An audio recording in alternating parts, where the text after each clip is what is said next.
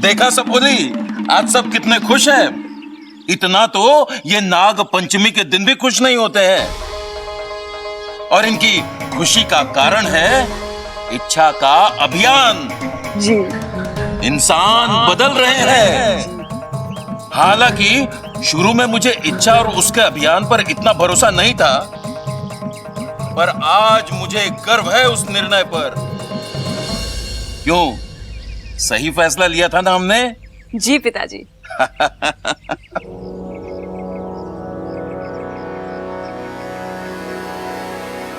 इच्छा का अभियान? आप खुद आकर मुझसे कहोगे कि मेरी जिंदगी का सबसे गलत फैसला था ये।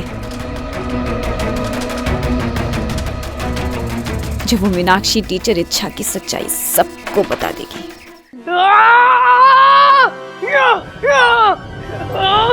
क्या हो अपू, क्या सोच रहा है? किसी ने कुछ कहा क्या?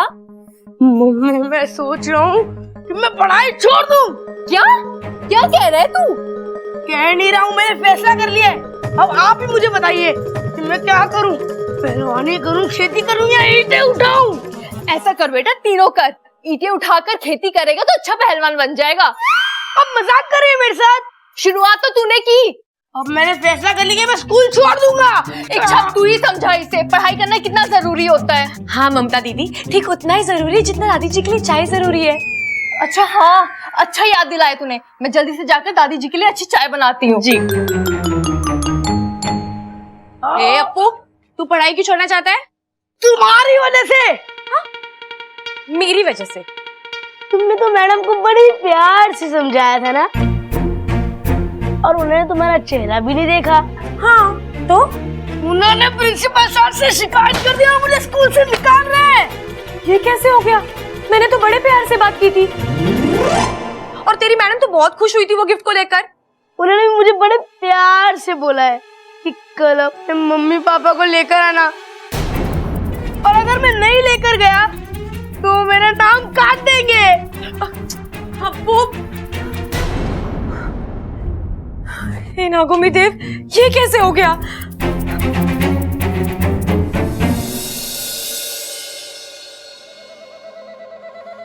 मन तो कर रहा है कि तेरी जान ले लूं, पर तुझे अभी मारूंगी नहीं, क्योंकि मेरा बदला कैसे पूरा होगा। तेरे पूरे खानदान को खत्म करने के बाद मैं तुझे मार दूंगी। वैसे तेरा शुक्रिया अदा करना तो मैं भूल ही गई। आज तेरी वजह से मुझे तेरा घर पता चल गया, रोहतक। वहीं गया था ना तू आज? मैं भी अभी वहीं जाऊंगी, अकेले। नहीं। उफ, पता नहीं कितनों की मौत बनकर। वाकई में तूने मेरा काम बहुत आसान कर दिया। एक छोटे से गांव में एक घर, बस तेरा घर मिलते ही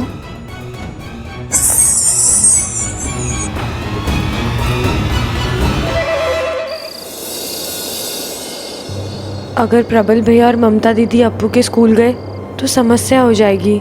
मेरा अभियान भी हाथ से जाएगा और अप्पू का भविष्य खराब हो जाएगा। हे नागोमी देव, मेरी मदद करो, कोई तो रास्ता निकालो।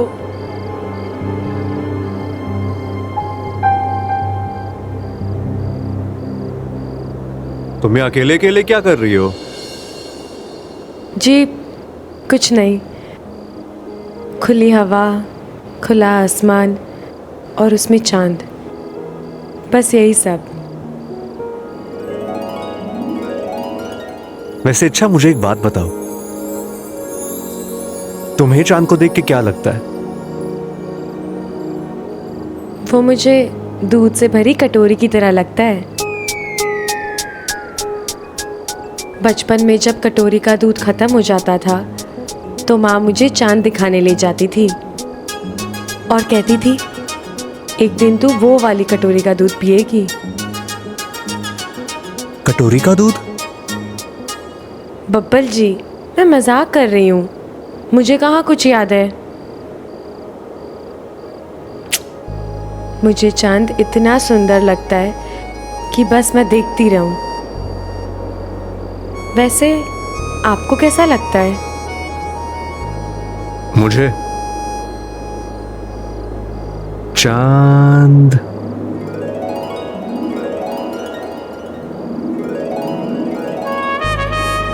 दिलों की धड़कन, सांसों को तड़पन,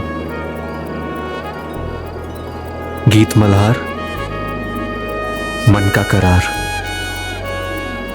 सपनों की चुपन, ऐसा लगता है मुझे। आपको चांद को देख के बीमारी हो जाती है? बीमारी नहीं, प्यार। चांद महबूब का प्रतीक होता है। चांद को देखकर ना दिल को बड़ी खुशी मिलती है। मुझे भी मन करता है जोर से नाचूं। तो नाचो। अब ऐसे कैसे? मतलब अकेले कैसे? अकेले किधर हो? मैं हूं ना। बात तो एक ही हुई ना। आपको इन चीजों की समझ भी है क्या? हाँ, अगर पहलवानी के दाव सीखने होंगे तो मैं आपको जरूर बोलूंगी। एक मिनट। तुमने मुझे नाचते हुए देखा नहीं है? अच्छा, मैं तुमसे बहुत अच्छा नाच लूंगा। क्या तुम्हें मेरी बातों में यकीन नहीं आ रहा? एक मिनट, तुम्हें दिखाता हूं मैं अभी।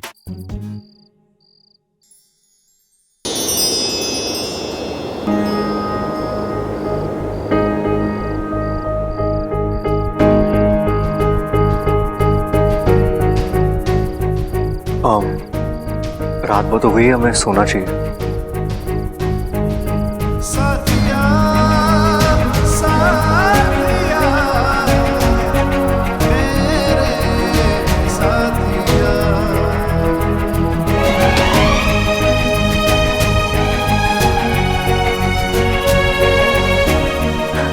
हे नागुमी देव, ये कैसा इम्तिहान ले रहे हो आप मेरा? सबसे पहले तो मुझे अप्पू के लिए कुछ करना पड़ेगा।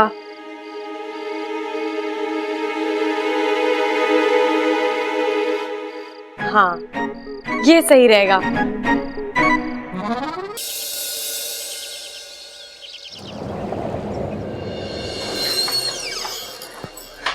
जी नमस्ते, मैं हूं अप्पू का फादर प्रबल और ये है मेरी धर्मपत्नी और अप्पू की मां ममता। जी नमस्ते। नमस्ते। आइए। जी जी।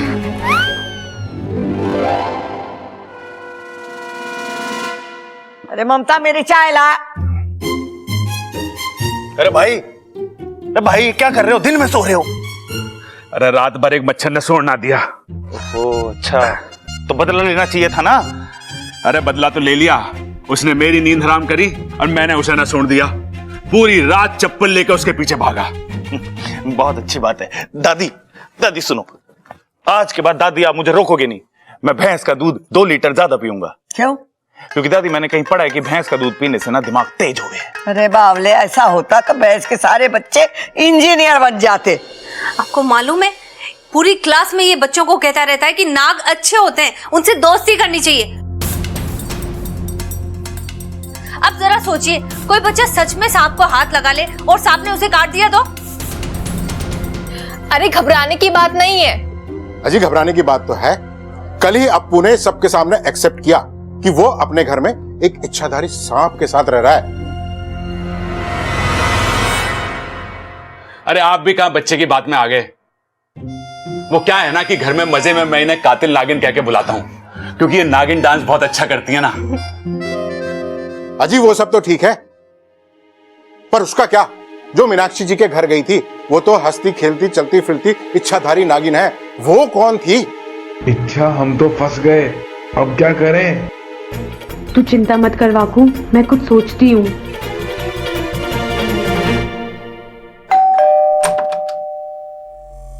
नमस्ते दादी जी। आप कौन? मैं मीनाक्षी। शेषाद्री? मैं मीनाक्षी गुप्ता, अप्पू की क्लास टीचर।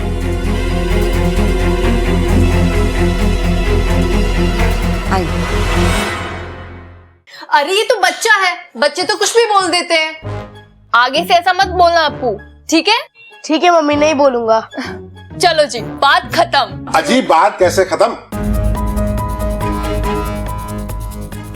चलिए मान लिए कि ये बच्चा है, ये कुछ भी बोल देगा, पर ये तो हमारी टीचर, ये क्यों झूठ बोलेंगे भला? इन्होंने खुद अपनी आंखों से उस नागिन को देखा है। जी हाँ, अपनी इन्हीं आंखों से देखा था।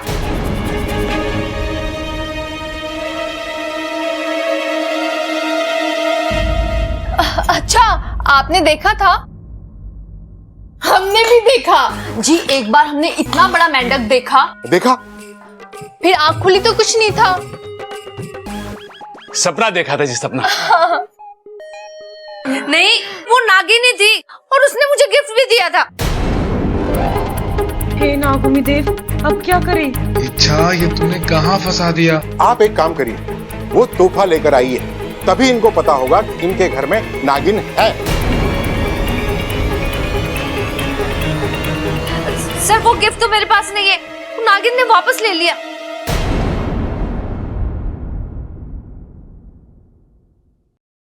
हाँ जी, दिया होगा तभी तो लिया होगा ना। अगर कोई किसी को गिफ्ट देता है, वापस थोड़ी ना लेता है जी। आज तक हमने तो ऐसा किसी को नहीं करते देखा। शायद इन्हें सपना आया होगा। हाँ जी, सपना ही होगा। ऐसे कैसे कोई सांप अपना दिया हुआ उपहार वापस लेके चला जाएगा? शायद मैंने सपना ही देखा होगा। मैंने पहले भी बोला था, बात खत्म। जी नमस्ते, चलते हैं अभी। नमस्ते। हाँ, चलो।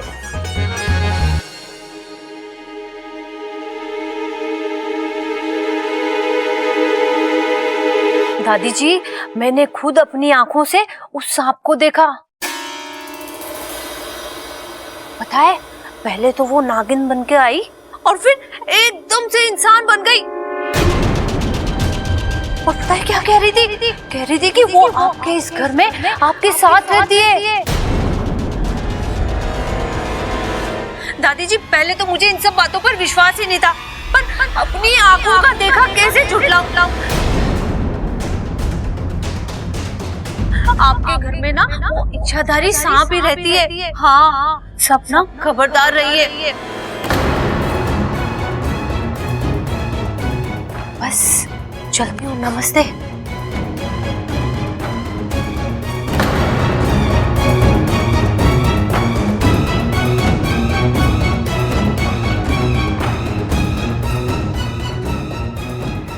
चल चिरमिरी, तेरा काम तो खत्म हो गया, अब इच्छा का अभियान खत्म ही समझो।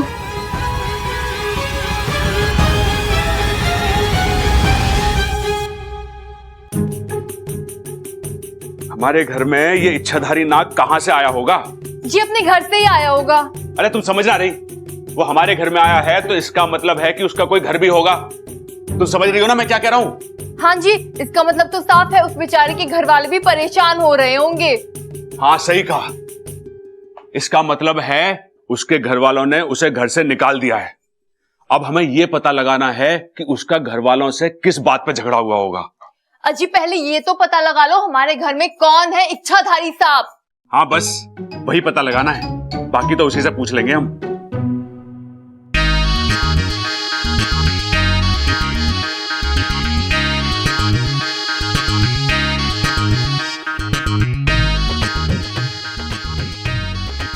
हाय, कितनी प्यारी बीन बजा रहे हैं सबल भैया, बस इन्हें नजर ना लगे। जो बज क्यों ना रही? रे बज तो रही है, तो ठीक करा इसे। रे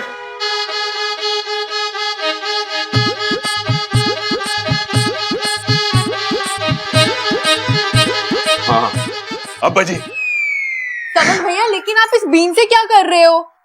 मैं देख रहा था कि कहीं आप दोनों में इच्छाधारी नाग तो ना है।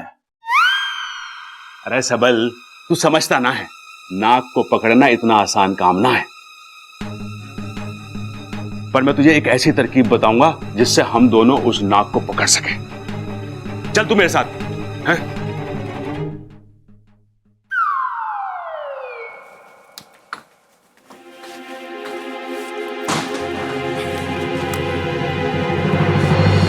रुक जाओ।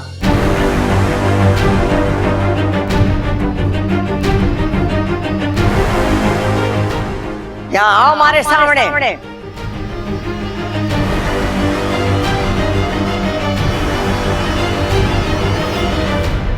अपू, आजकल क्या चल रहा है स्कूल में? कुछ नहीं दादी, वो अब स्कूल में गेम्स की प्रैक्टिस चलती है तो इसलिए। अच्छा, इसलिए तूने सोचा कि खेल खेल में घर वालों की आंखों में धूल झोंक दूं, है ना? इतनी शिकायतें आ रही है थारी और तूने हमसे छुपाया? ये सांप कब से तेरे सगे हो गए जो उनकी तारीफ में पूरे स्कूल में ढोल पीट रहा है?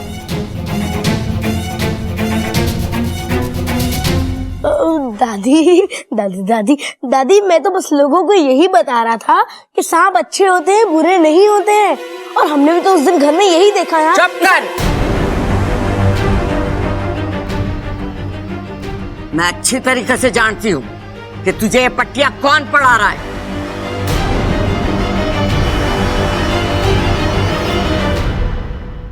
दादी जी, इसमें मेरी और अप्पू की कोई गलती नहीं है।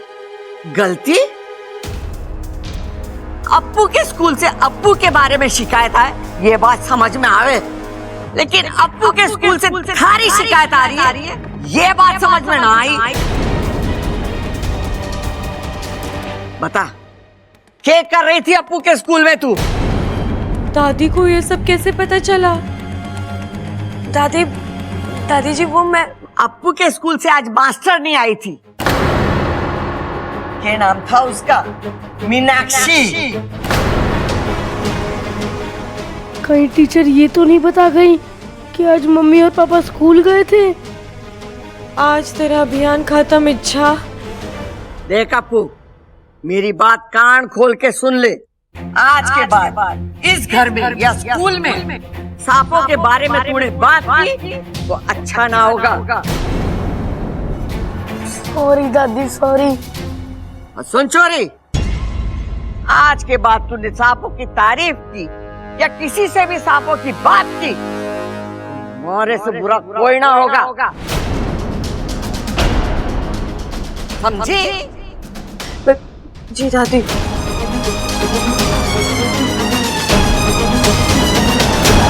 मुझे तो ये समझ नहीं आ रहा है कि मीनाक्षी मैम यहाँ आई तो आई कैसे? वो तो हमारे साथ स्कूल में थी ना। शायद हमसे मिलने से पहले आई हो। नहीं हो सकता, हमसे मिलने से पहले उन्होंने हमारी क्लास ली थी। तो मैडम ने तुम्हें आज भी डांटा? अरे मेरा मतलब है कि उन्होंने हमें पढ़ाया था मैथ्स। ऐसा भी तो हो सकता है कि मैडम हमसे मिलने के बाद यहाँ आई हो। हाँ, ये हो तो सकता है। नहीं हो सकता। अगर हमसे मिलने के बाद आई होती तो प्रबल भैया और ममता दीदी को मिलने की बात तो जरूर बोलती वो। तो मैडम यहाँ आई कब फिर? मुझे तो लगता है मैडम यहाँ आई नहीं थी। तो दादी झूठ बोल रही है क्या? नहीं, दादी झूठ नहीं बोल सकती। तो यहाँ कौन आया था फिर? अरे यही तो समझ नहीं आ रहा है। आखिर यहाँ आया कौन था?